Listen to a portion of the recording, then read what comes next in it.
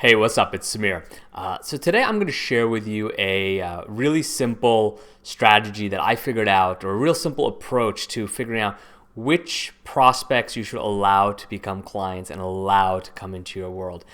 Because all of us as business owners know that at some point, or maybe repetitively, we let people into our worlds to become clients, and it diminishes the quality of our life in many cases when we let the wrong people in. So this is a almost ridiculously simple strategy that I employed years ago, and it has served me incredibly well. And whenever I break this rule, I inevitably end up with someone in my world who is going to stress me out, is going to not benefit from my services, and a whole other array of negative consequences that I can attribute to the fact that I didn't follow this one simple rule when letting them in. So as you know, I have a lot of videos that I refer to as my Beer with Sameer, whether they be interviews or just me casually talking to you over on video.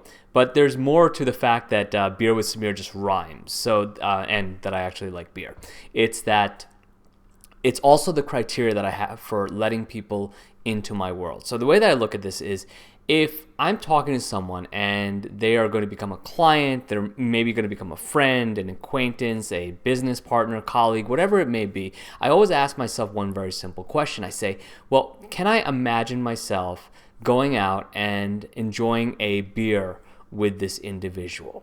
Okay, now I want to preface this with the fact that I can go out with a buddy of mine and we can share a beer and we can exchange no more than 8 words all night and come back and say, hey, that was a good time. So the preface is that I don't have to have the best time in the world with this person. They don't have to be my best friend, but I do have to be able to see myself going out, spending a half hour to an hour, just sharing a drink with them, shooting the shit, enjoying the other person's company to at least a minimum level. Otherwise, they're probably someone that I don't want in my world. Now, so let's take, for example, if I go out and the person is just constantly complaining about a life, family, work, etc., and oftentimes without reason, I'm going to say, well, I don't want to have that person in my world as a client. They're going to do that on a day-to-day basis when they work with me. Or I'll give you an example. A few days ago, I was talking to someone, and he wouldn't accept responsibility for anything that was going wrong in his business, that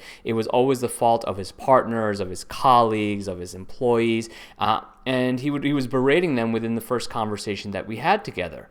And the thing that kept popping up in my head was that if I work with this individual and for some reason things don't work out, which is very possible if one of us doesn't do our required part of the partnership, then it's going to come back and it's going to fall on me. He's going to blame me. He's going to berate me, even if the fault is his own.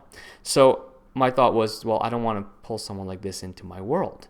So I think it's a very simple criteria. Now, it doesn't have to be a beer for you. It could be, hey, is this someone that I would go fishing with? Is this someone that I would play a round of golf with? Is this someone that I would go see a movie with? Whatever your basic criteria is for having I would say a good acquaintance. Whatever your bare minimum threshold is for someone to be an acquaintance in your world and for you to genuinely like the person. Imagine that.